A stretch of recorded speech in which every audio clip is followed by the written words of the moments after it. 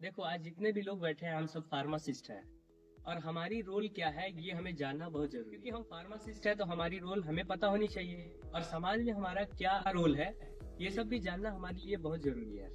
तो आज हम बात करें, फार्मासिस्ट होता है वो हेल्थ केयर का एक ट्रेंड प्रोफेशनल आदमी होता है, जो कि ट्रेंड हुआ होता है क्योंकि उसके पास एक प्रॉपर लाइसेंस होती है और उस लाइसेंस को यूज करके वो अपने नॉलेज को यूज करके वो क्या करता है, समाज में लोगों को मेडिसिन डिस्पेंस करता है। Who is the trained and licensed person to prepare dispensing the medicine and providing the information about the drug. उसका काम होता है कि लोगों को इंफॉर्मेशन, ड्रग के बारे में इंफॉर्मेशन प्रोवाइड करे। और उसका समाज में एक बहुत ही महत्वपूर्ण रोल होता है कि अगर कोई दवा को हमें किसी को देना है तो हमें ये चीज इंश्योर करना होता है कि ये दवा ठीक है कि नहीं, वो एक इफेक्टिव है कि नहीं, लोग उसको अच्छे से यूज कर सकते हैं कि नहीं, कोई इसका साइड इफेक्ट तो नहीं है।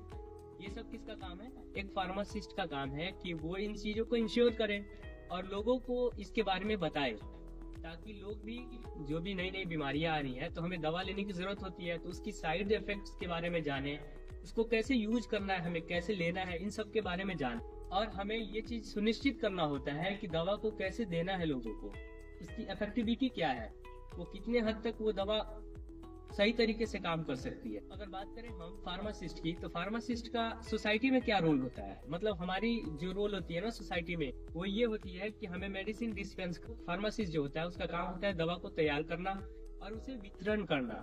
मतलब दवा को फार्मासिस्ट एक बनाता है, उस दवा को वितरण करना एक फार्मासिस्ट का रोल होता है। A pharmacist are a trained person which is prepared the medicine and dispense the medicine in the patient based on the prescription। दूसरा काम क्या होता है? Patient counselling.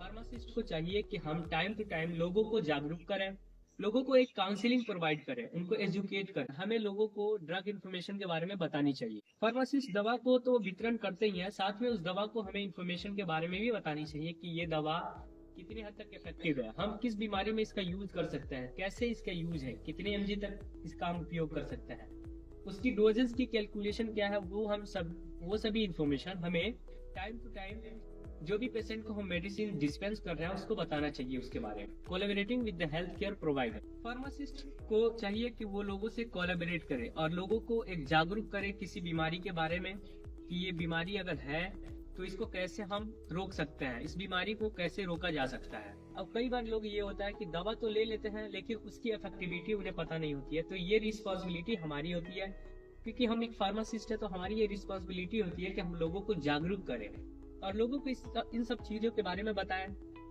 जैसे कि दवा हमें कैसे लेना है। कई बार ये होता है कि दवा तो हम दे देते हैं लेकिन उनको पता नहीं होता है कि कितनी डोजेस में यूज करनी है, होता है ना। तो उस समय क्या होता है कि दवा लोग ले लेते हैं और उसका एडवर्स इफेक्ट हो जाता है, क्योंकि उन्हें पता नहीं होता है कि हमें यूज कैसे करना है, कैसे खाना है उस दवा को, कब कब लेना है।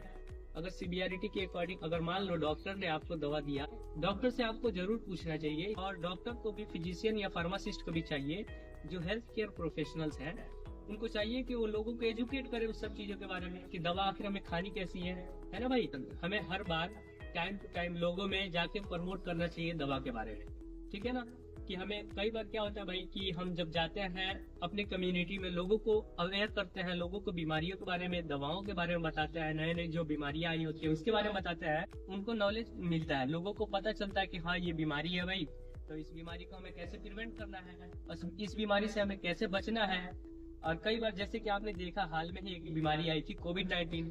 तो कोविड-19 जो पेंडेमिक थी, काफी लोगों को इस बीमारी ने अपने चपेट में लिया, लेकिन हमें क्या होता है कि उस समय हमने बीमारी को कंट्रोल किया ना, सेहत का पूरा ख्याल रख के हमने साफ सफाई मेंटेन किया, लोगों से डिस्टेंस मेंटेन किया, हमने भीड़ भाड़ वाले इलाकों से बचना शुरू किया, है ना भाई। इससे हमने क्या किया, कंट्रोल किया अपने बीमारी को। वैसे ही है कि अगर हम लोगों को एजुकेट करेंगे तो वो बीमारी से अच्छे तरीके से कोलैबोरेट कर पाएंगे। ओवरऑल देखा जाए तो फार्मासिस्ट का एक यही रोल होता है कि समाज में लोगों को एजुकेट करना, उसे काउंसलिंग देना और उसके बारे में बताना कि ये कौन सी बीमारी है, इसे कैसे प्रिवेंट करना है, कौन सी दवा को कैसे लेना है। टाइम टू टाइम हमें पैम्पलेट्स देने चाहिए उनको, ताकि उनको उससे पढ़ने के बाद नॉलेज प्रोवाइड हो। और फार्मासिस्ट का काम क्या होता है कि लोगों को सही तरीके से सलाह देना, उसे समाज में अच्छे तरीके से रहना, उसे साफ सफाई मेंटेन करना, अपने हेल्थ का ख्याल रखना, तो कूड़े कचड़े होते हैं उनसे बचना। क्योंकि कई बार क्या होता है ना कि हमें एजुकेशन नहीं होती है, हमें पता नहीं होती है उस चीज के बारे में कि कूड़ा यहाँ पे रखा हुआ है तो उसे कोई बीमारी भी हो सकती है ना भाई। तो उससे क्या होता है कि बीमारियां हो सकती है। कई बार कूड़े से काफी सारी इन्फेक्शन वाली बीमारियां हो सकती है, जो हमारे ओवरऑल हेल्थ केयर पे काफी इफेक्ट होता है उससे। समाज में ये बताया है कि हमें इस गंदगी से बचना है ताकि हम बीमारी से बच सके। तो लोग अगर जानेंगे तो उसको फॉलो करेंगे। और फार्मासिस्ट को ये सुनिश्चित करना होता है कि ये जो दवा है वो सही तरीके से लोग इसको ले रहे हैं कि नहीं। कई बार क्या होता है कि कोई वैक्सीन आती है, अभी अभी हाल में हमने कोरोना का एग्जाम्पल लिया कि कोरोना में जो वैक्सीन आए थे उसमें काफी लोगों को ये लग रहा था नहीं यार ये वैक्सीन लेने से हमें कोई और भी बीमारी हो जाएगी या लोग मर रहे हैं, ऐसा कुछ मिथ फैल गया था समाज में। तो इस मिथ को हमें दूर करना है, क्योंकि अगर हम उन्हें एजुकेट करेंगे, सही से बताएंगे कि नहीं इस वैक्सीन का काम है हमारी इम्यूनिटी को बढ़ाना, जो कि हमारी बीमारियों से लड़ सके, तो लोग इसके बारे में जानेंगे तो अक्वायर करेंगे उसे, उस फार्मासिस्ट या हेल्थ केयर प्रोवाइडर के साथ कोलैबोरेट करेंगे और वैक्सीन ज्यादा से ज्यादा लेंगे।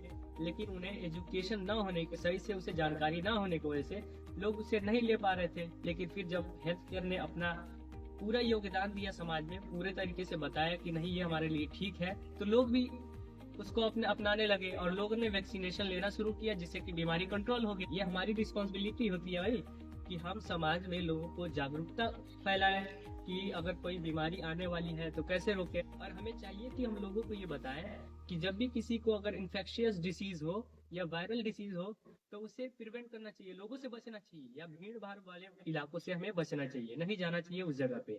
हमें कोई भी अननेसेसरी चीजों को टच नहीं करना चाहिए जिससे कि उसकी एक्सपोजर में आके हम अपने, कई बार क्या होता है ना कि हम कोई जगह पे टच करते हैं फिर वो मुंह हाथ पे लगा लेते हैं, तो क्या होता है इन्फेक्शन चारों तरफ फैलने लगती है। तो अगर हमें ऐसे इन्फेक्शियस डिसीज हो जाए तो हमें उसे कंट्रोल करना चाहिए। जब भी आपको कोई बीमारी होती है तो उसका ये इंतजार मत करें कि ये बीमारी अब ठीक हो जाएगी, अभी तो कम ही है।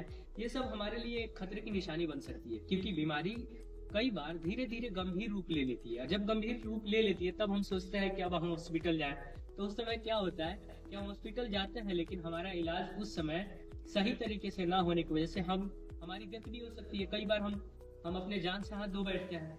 तो इसलिए सही समय रहते हुए जब हमें बीमारी हो तो हमें अपने नजदीकी हॉस्पिटल को किसी डॉक्टर से संपर्क करना चाहिए। नजदीकी हॉस्पिटल में हमें जल्दी से जल्दी जाना चाहिए और इन कदमों को अपनाकर हम समाज में कई सारे रोगों को दूर कर सकते हैं।